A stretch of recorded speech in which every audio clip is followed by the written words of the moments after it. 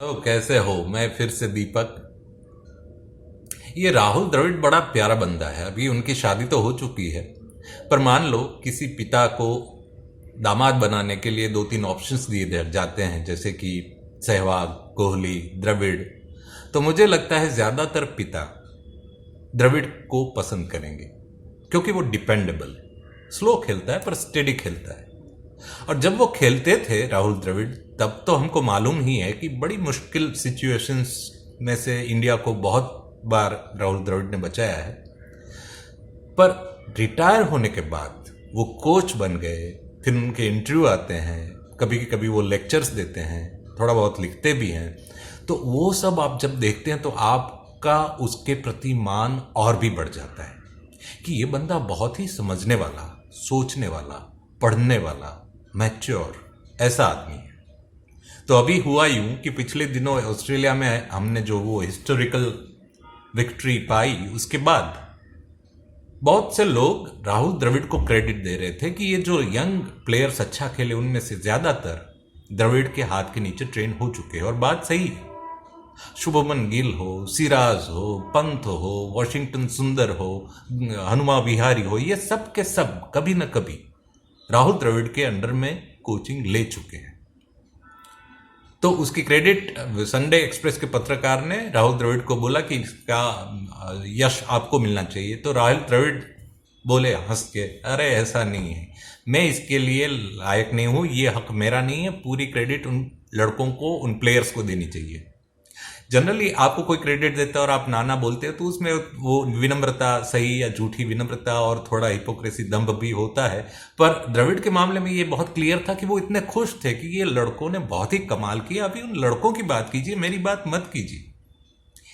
इसमें दो चीज समझने जैसी है। एक कि आप क्रेडिट मांगते नहीं और बांटते हो ना, तो आपको क्रेडिट जो आपके हक की है वो अपने आप मिल ही जाती है। द्रविड़ को अपने आप लोग क्रेडिट दे ही रहे हैं, उसको मांगनी नहीं पड़ती। तो दो चीजें, क्रेडिट मांगना वो ग्रेसफुल नहीं होता, क्रेडिट अपने आप में लेना वो ब्यूटीफुल होता है।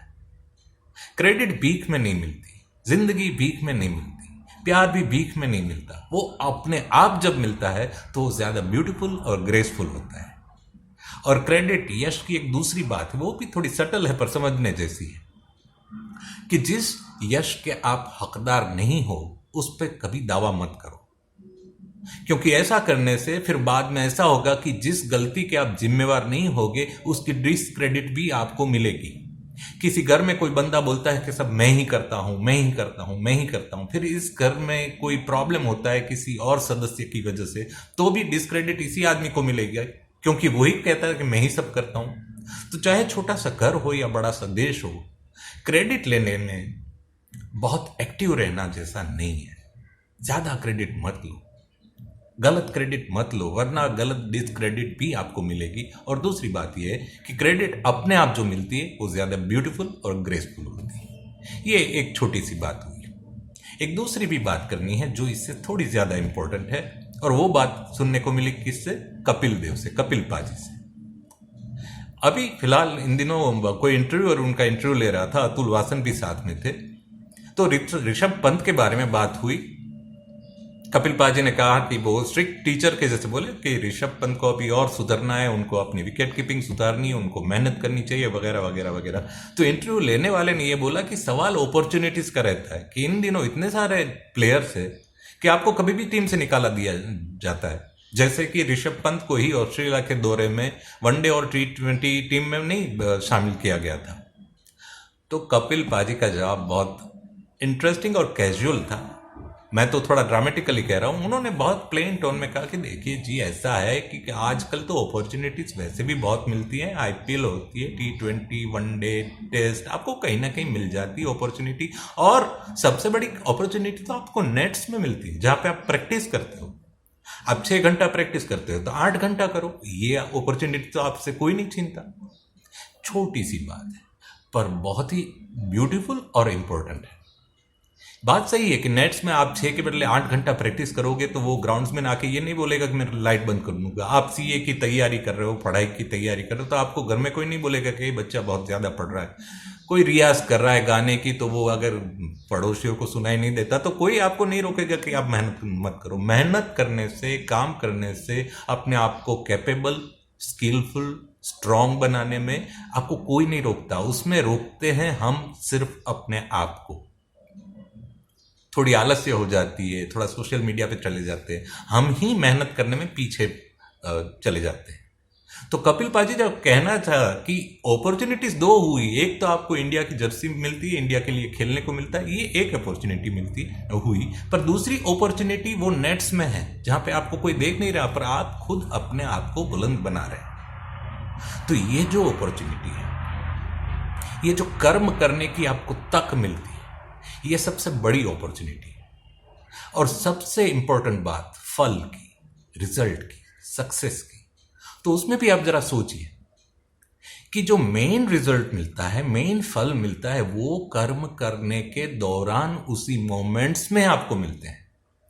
मान लो मैं पढ़ाई करता हूं सीए बनने के लिए, या तो मैं नेट प्रैक्टिस करता हूं क्रिकेटर बनने के लिए, या कुछ भी मैं अपने आप को कैपेबल बना रहा हूं, तो उस वक्त मैं जो कर्म कर रहा हूं, मैं कोई भी काम कर रहा हूं, काम कोई भी हो, एक औरत खाना पका रही है, एक बच्चा मिट्टी से खेल रहा है, एक अकाउंटेंट अकाउंट्स बना रहा है, या क्रिकेटर नेट प्रैक्टिस कर रहा है, वो जब भी कोई भी आदमी काम करता है और उसमें डूबता है तो उसमें 2-3 चीजें होती है। पहली बात ये होती है कि उनको एक संतोष मिलता है उसी वक्त कि मैंने आलस्य नहीं कि मैं काम कर रहा हूं, मैं काम में डूबा हुआ हूं। ये पहला फायदा, उनको संतोष मिलता है। दूसरा, काम करते वक्त आप जितना भी काम करते हो अपने आप को स्ट्रांग, कैपेबल, एक्सपीरियंस्ड और मजबूत बनाते हो। ये दूसरा फायदा है, और वो भी उसी वक्त मिलता है जब आप काम कर रहे हो। और तीसरा एक स्पिरिचुअल फायदा होता है कि कोई भी काम करते हो तो आप अपने आप को याद नहीं रख सकते, आपको काम में डूबना पड़ता है, काम के साथ आपको पूरा डिसॉल्व हो जाना पड़ता है, अपने आई, कैपिटल आई, ईगो को थोड़ी देर साइड में रखना पड़ता है, वरना आप अकाउंट्स ठीक से नहीं लिख पाओगे, आप खाना नहीं ठीक से पका पाओगे। अपने आप को याद रख के सब काम नहीं हो सकते। काम करते वक्त खुद को भूल जाना पड़ता है, काम के साथ आपको जोड़ना पड़ता है, इसीलिए उसको कर्म योग नाम दिया है। तो ये बात है, कर्म जो करते हो उसका फल उसी वक्त मिलता है। आप कैपेबल बनते हो, आपको संतोष मिलता है, आपका ईगो डिसॉल्व हो जाता है, इतना फल मिल गया। उसके बाद जो दूसरा भी फल मिलता है कि आपने मान लो बहुत नेट प्रैक्टिस की और आपको इंडिया के लिए खेलने को मिला, तो वो जो दूसरा फल है उसको बाय प्रोडक्ट गिनने जैसा है। बाय प्रोडक्ट मिला तो सही, ना मिला तो ना सही, वो हमारा मेन लक्ष्य नहीं होना चाहिए, क्योंकि ऐसे उनको मेन लक्ष्य बनाने से फ्रस्ट्रेशन के चांसेस बहुत बढ़ जाते हैं। अगर आप किसी लक्ष्य को, मुझे इंडिया की टीम में स्थान में पाना है, इसलिए आप मेहनत करोगे और अगर नहीं मिला तो आप फ्रस्ट्रेट होते हो, तो वो नादानी है। ज्यादातर केसेस में बहुत सारे क्रिकेटर्स को इंडिया की टीम में स्थान मिलने वाला नहीं है, हम जानते हैं।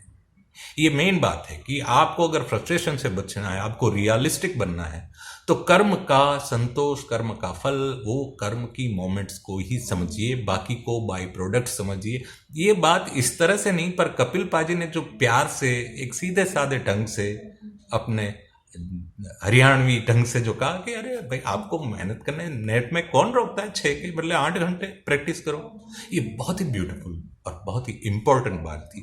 तो इसलिए ये 2 बात, एक कपिल पाजी की और द्रविड़ की, कि क्रेडिट जो है बांटते फिर, और अपॉर्चुनिटी जो है वो मेहनत करने की अपॉर्चुनिटी को ज़्यादा इंपॉर्टेंस दो। वो मुझे बहुत अच्छी लगी, इसलिए आपके साथ शेयर की। मैं बहुत कम वीडियो बनाता हूँ, और आपको मेरी वीडियो में अगर देखने में दिलचस्पी है तो वो फिर वो नीचे सब्सक्राइब करना और बेल बटन दबाना, वो सब आप जानते हैं। आपको अगर मूड आए तो ऐसा कर देना, वरना कोई बात नहीं, कभी कभी मिलते रहेंगे। बाय।